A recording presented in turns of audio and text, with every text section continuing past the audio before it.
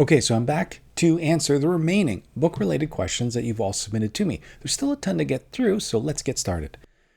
Dan at Dan Martin Likes You, Robin Wagner, The Restricted Session, and Heike Schmidt all want to know what is my favorite novel, the one that had the biggest impact, and the one I'd pick if I had to read it over and over again. I know this is such a lit bro answer, but I have to say David Foster Wallace's Infinite Jest. I've read it twice already, and I know I'm going to read it again. Michael at Knowledge Loss asks what elements you look for in books, the thing that would make you pick up a book instantly. I don't know if I have an answer for that. I'm willing to be surprised by a book, and I know every book has a right place and time. Sometimes I feel like a thought-provoking read, other times I need lyrical language, and other times I just want a plot-driven, page-turning novel. So yeah, I'm just willing to be surprised. Kendra Winchester, what is your Hogwarts house? I actually had to go and get to the Sorting Hat to find out that I'm a Hufflepuff. And what literary character would you want for a best friend and why?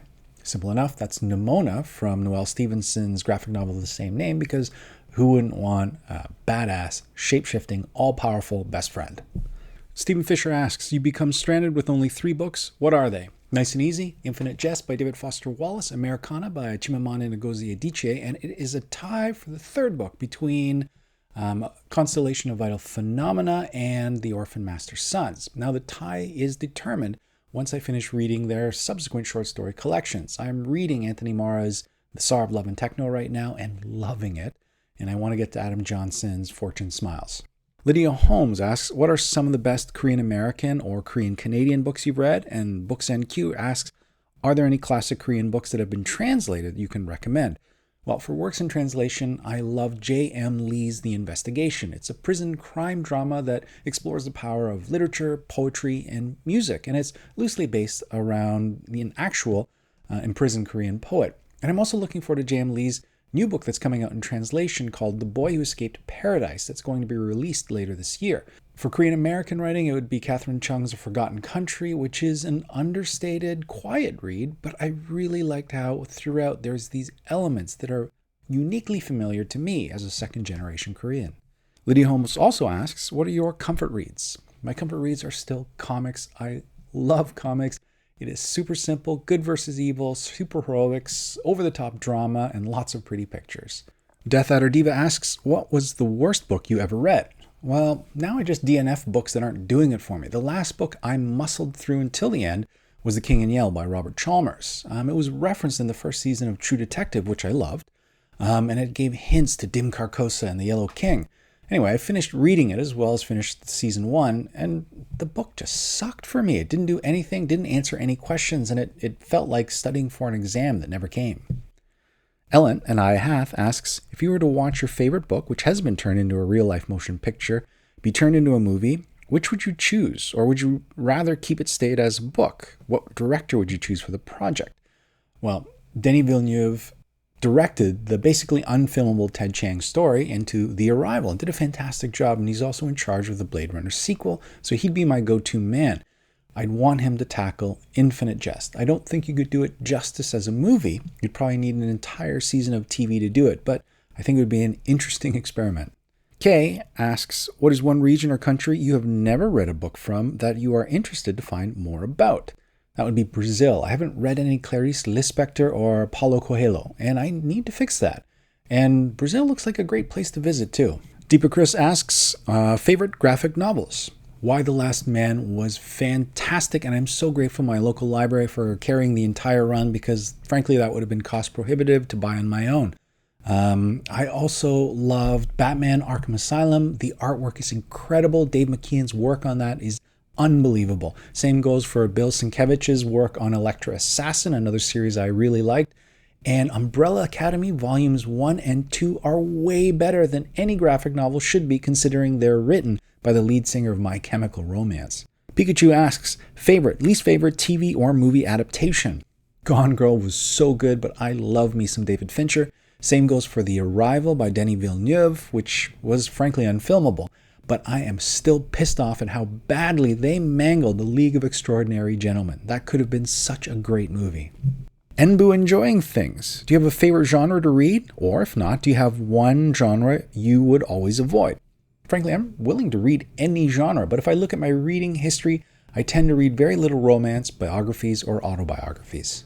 Julia at Rainy Day Reading asks, is there a book which you didn't like but now have the feeling you weren't ready for it and you'd enjoy it more if you read it again? She says you often have the feeling that you have to be in the right mood for a book to give it a good chance, and sometimes you may not be in that place. And she regrets that for a few books.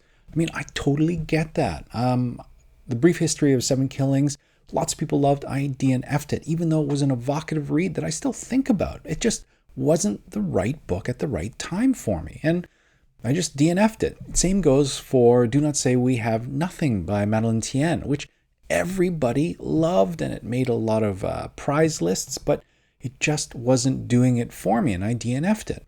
Anna at The World Hopper asks, what would you like to see more in literature?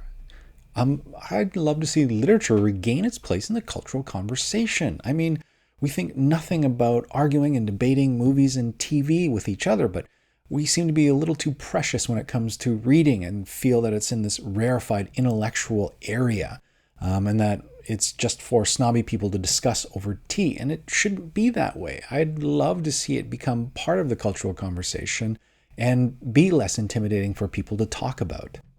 Not a Pariah asks, why is reading important to you? Well, for an introvert like me, reading is the perfect way to recharge my batteries after doing social things. And frankly, reading is pure enjoyment. I also like the idea that reading teaches empathy. I mean, it sort of shifts our default state. We are the center of our universe, and we are the star in a movie of our lives with everyone else being bit players. Reading creates a sense of empathy and gets in the minds of those around us and tells their unique stories. And great authors also manage to put into words those things that we feel or think about that we just can't put into words. Peter Clark, the writer, asks, if you could be the character in any book, who would you be and why? I love the world that Max Berry creates in his book Lexicon, in which agents use language to hack the linguistic centers of the brain to directly access the human operating system and make individuals completely compliant to command. Agents trained in this ability are known as poets and are completely badass.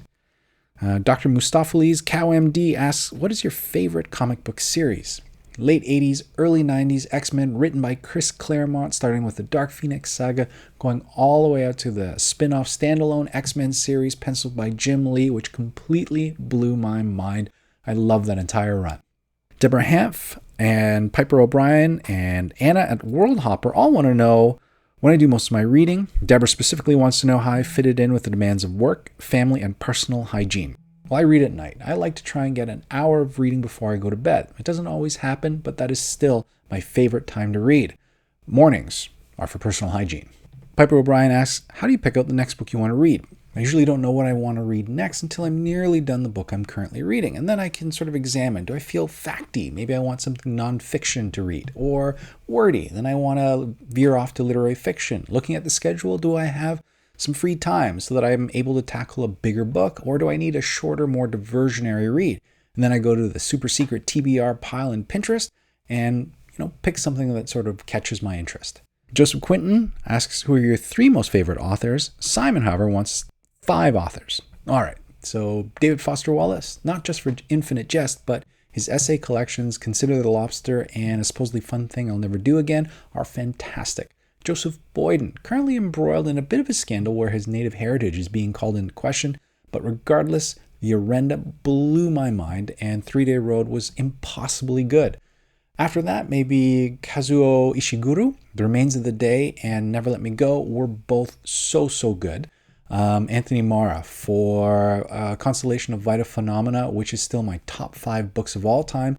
And The Tsar of Love and Techno, I am loving so far. And finally, Adam Johnson for The Orphan Master's Son, and hopefully Fortune Smiles proves to be just as good. Joseph Quinton asks, what books started your love of reading? What books are you most anticipating in 2017?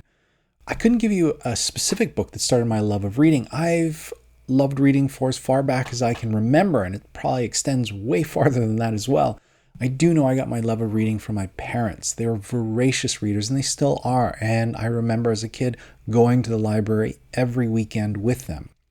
As far as most anticipated book for 2017, There's a book called The Accusation by Bandy, which explores the lives of North Koreans. Now, Bandy is a pseudonym, but it's believed that the author is actually a North Korean writer for the government who smuggled these pages out into China. Anyway, it sounds like this could be a really, really interesting read.